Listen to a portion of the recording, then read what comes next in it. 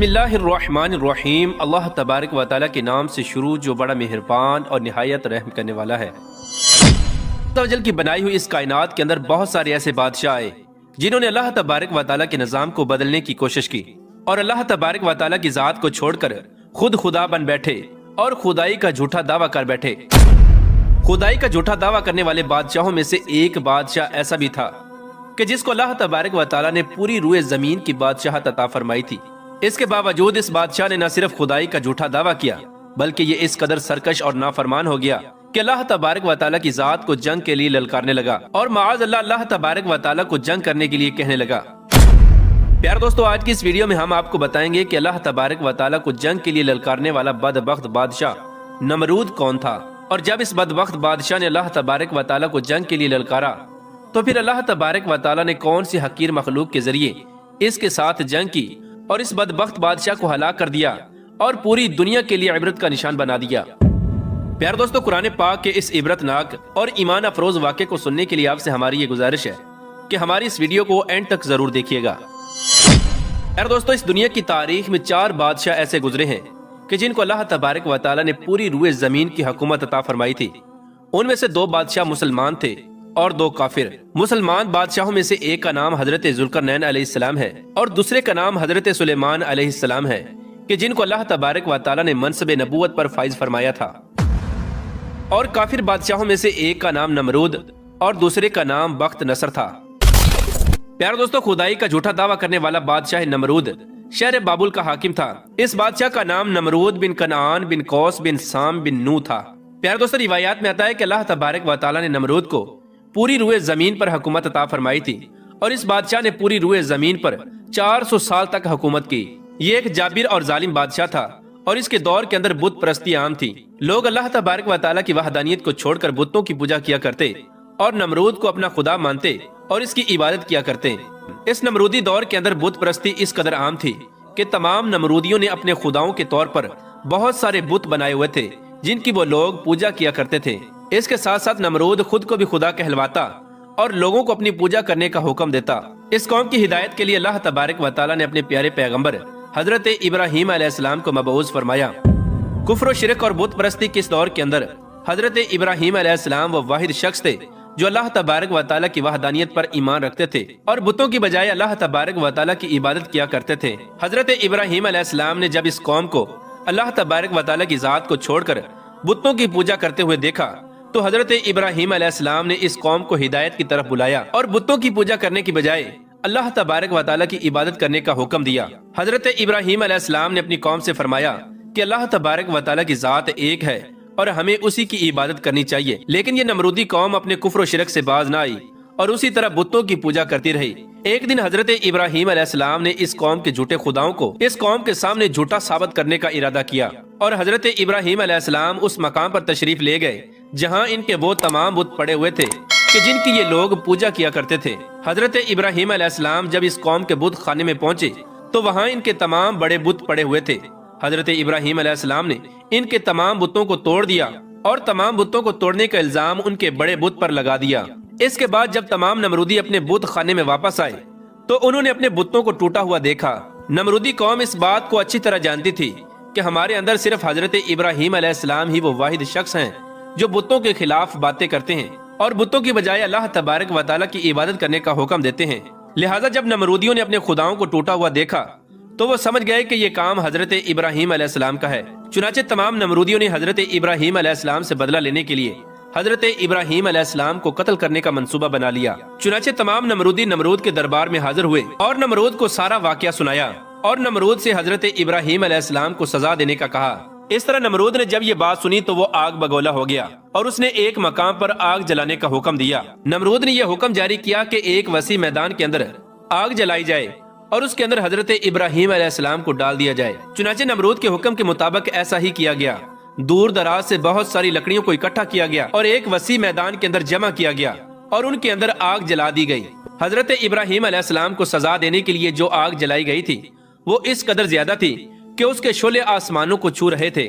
پیار دوستو، جب نمرود کے حکم کے مطابق ایک وسیع میدان کے اندر آگ کو جلا دیا گیا تو اس کے بعد حضرت ابراہیم علیہ السلام کو اس آگ کے اندر ڈال دیا گیا۔ جیسے ہی حضرت ابراہیم علیہ السلام اس آگ کے اندر تشریف لائے تو اللہ تبارک و تعالیٰ نے فوراً آگ کو حکم دیا کہ اے آگ تو حضرت ابراہیم علیہ السلام پر ٹھنڈی اور سلامتی والی ہو جا۔ تو وہ آگ اللہ تبارک و تعالیٰ کے حکم کے مطابق حضرت ابراہیم علیہ السلام پر ٹھنڈی اور سلامتی والی ہو گئی۔ حضرت ابراہیم علیہ السلام ارشاد فرماتے ہیں کہ میں جتنے دن آگ میں رہا اتنے دن میں اللہ تبارک و تعالیٰ کے خاص فضل اور رحمت میں تھا، اور جو سکون اللہ تبارک و تعالیٰ کی طرف سے مجھے آگ کے اندر عطا کیا گیا وہ اس سے پہلے کبھی نہ تھا۔ پیار دوستو، کچھ دنوں کے بعد حضرت ابراہیم علیہ السلام اس آگ سے زندہ باہر تشریف لے آئے۔ یہ منظر دیکھ کر تمام نمرودی حیران رہ گئے، لیکن اس کے باوجود نمرود اور نمرودی قوم اللہ تبارک و تعالیٰ کی وحدانیت پر ایمان نہ لائی اور اسی طرح اپنی بت پرستی کے اندر مبتلا رہی۔ لیکن اس کے باوجود حضرت ابراہیم علیہ السلام اپنے عہد سے پیچھے نہ ہٹے اور مسلسل اپنی قوم کو حق کی دعوت دیتے رہے۔ حضرت ابراہیم علیہ السلام نے نمرود کو بارہا دفعہ سمجھایا اور اپنے کفر و شرک سے باز آنے اور اللہ تبارک و تعالیٰ کی وحدانیت پر ایمان لانے کا کہا۔ حضرت ابراہیم علیہ السلام کی یہ بات سن کر نمرود اللہ تبارک و تعالیٰ کی وحدانیت کا انکار کرنے لگا اور حضرت ابراہیم علیہ السلام سے مناظرہ کرنے لگا، اور حضرت ابراہیم علیہ السلام کے سامنے نمرود نے خدائی کا دعویٰ کر دیا۔ نمرود نے حضرت ابراہیم علیہ السلام سے مناظرہ کرتے ہوئے یہ سوال کیا کہ تیرا رب کون ہے؟ تو حضرت ابراہیم علیہ السلام نے ارشاد فرمایا کہ میرا رب وہ ہے جو زندگی اور موت دیتا ہے۔ یہ بات سن کر نمرود مسکرانے لگا اور حضرت ابراہیم علیہ السلام سے کہنے لگا کہ یہ تو میں بھی کر سکتا ہوں۔ چنانچہ نمرود نے تکبر کے ساتھ 2 قیدیوں کو بلایا جن کو سزائے موت ہو چکی تھی۔ ان میں سے ایک کو نمرود نے قتل کر دیا اور دوسرے کو آزاد کر دیا، اور اس طرح نمرود تکبر کے ساتھ حضرت ابراہیم علیہ السلام سے کہنے لگا کہ دیکھو میں نے ایک کو زندگی دے دی اور ایک کو موت دے دی۔ اس طرح نمرود حضرت ابراہیم علیہ السلام کے سامنے اپنے آپ کو خدا کہنے لگا اور اپنی خدائی کی باطل دلیلیں پیش کرنے لگا۔ اس کے بعد نمرود پھر حضرت ابراہیم علیہ السلام سے پوچھنے لگا کہ حقیقی خدا تو میں ہوں، بتا تیرا خدا کون ہے؟ اس کے بعد حضرت ابراہیم علیہ السلام نے نمرود کو اس کی عقل کے مطابق جواب دیا کہ میرا رب وہ ہے جو سورج کو مشرق سے طلوع کرتا ہے اور مغرب میں غروب کرتا ہے۔ اگر تو سچا خدا ہے تو سورج کو مغرب سے طلوع کر کے دکھا۔ چنانچہ جب نمرود نے حضرت ابراہیم علیہ السلام کی یہ بات سنی تو اس کا رنگ اڑ گیا اور وہ لاجواب ہو گیا، اور اس طرح نمرود لاجواب ہو کر اپنی پوری قوم کے اندر ذلیل و رسوا ہو گیا۔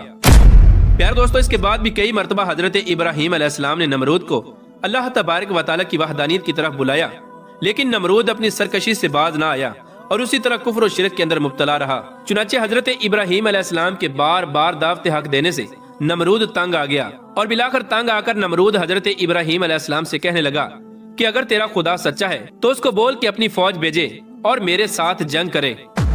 چنانچہ جیسے ہی نمرود نے حضرت ابراہیم علیہ السلام کے سامنے یہ بکواس کی تو فوراً حضرت جبرائیل علیہ السلام حضرت ابراہیم علیہ السلام کی بارگاہ میں حاضر ہوئے اور حضرت ابراہیم علیہ السلام سے کہنے لگے کہ اللہ تبارک و تعالیٰ کا لشکر جنگ کے لیے تیار ہے۔ حضرت جبرائیل علیہ السلام کی یہ بات سن کر حضرت ابراہیم علیہ السلام نمرود سے یہ کہنے لگے کہ اللہ تبارک و تعالیٰ کا لشکر جنگ کے لیے تیار ہے۔ چنانچہ حضرت ابراہیم علیہ السلام کی یہ بات سن کر نمرود حضرت ابراہیم علیہ السلام سے کہنے لگا کہ مجھے 3 دن کی مہلت دی جائے تاکہ میں اپنی جنگ کی تیاری کر سکوں۔ چنانچہ نمرود کو 3 دن کی مہلت دے دی گئی۔ پیارے دوستو، چونکہ نمرود کی حکومت پوری دنیا پر تھی، ان 3 دنوں کے دوران نمرود نے پوری دنیا کے بڑے بڑے جنگجوؤں کو اکٹھا کیا اور بہت سارے ہتھیاروں کو جنگ کے لیے تیار کیا۔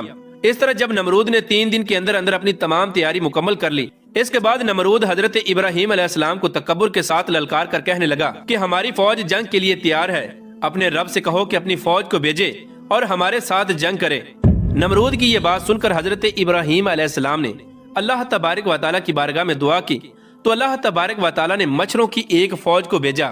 ان مچھروں کی تعداد اس قدر زیادہ تھی کہ وہ مچھر پورے آسمان پر پھیل گئے۔ اللہ تبارک و تعالیٰ نے ان مچھروں کو نمرودی فوج پر مسلط کر دیا۔ یہ مچھر اللہ تبارک و تعالیٰ کے حکم سے دیکھتے ہی دیکھتے نمرودی فوج کا گوشت کھا گئے اور ان کا خون پی گئے۔ اس وقت تمام نمرودی فوج کی ہڈیاں ہی ہڈیاں باقی رہ گئیں۔ چنانچہ اس دردناک منظر کو دیکھ کر نمرود اپنے محل کی طرف دوڑا اور اپنی بیوی کے کمرے کے اندر چھپ گیا۔ اسی دوران اللہ تبارک و تعالیٰ کے حکم سے ایک لنگڑا مچھر نمرود کے گھر میں داخل ہوا۔ نمرود نے جب اس مچھر کو دیکھا تو اپنی بیوی سے کہنے لگا کہ یہ ہے وہ مخلوق کہ جس نے ہماری فوج کو ہلاک کر دیا ہے۔ چنانچہ اسی گفتگو کے دوران وہ لنگڑا مچھر اللہ تبارک و تعالیٰ کے حکم سے نمرود کی ناک میں داخل ہو گیا اور وہ لنگڑا مچھر نمرود کے دماغ کو چاٹنے لگا۔ جب وہ مچھر نمرود کے دماغ کو چاٹتا تو اس سے نمرود کو اس قدر تکلیف ہوتی کہ نمرود اپنے سر کو دیواروں پر مارنے لگ جاتا۔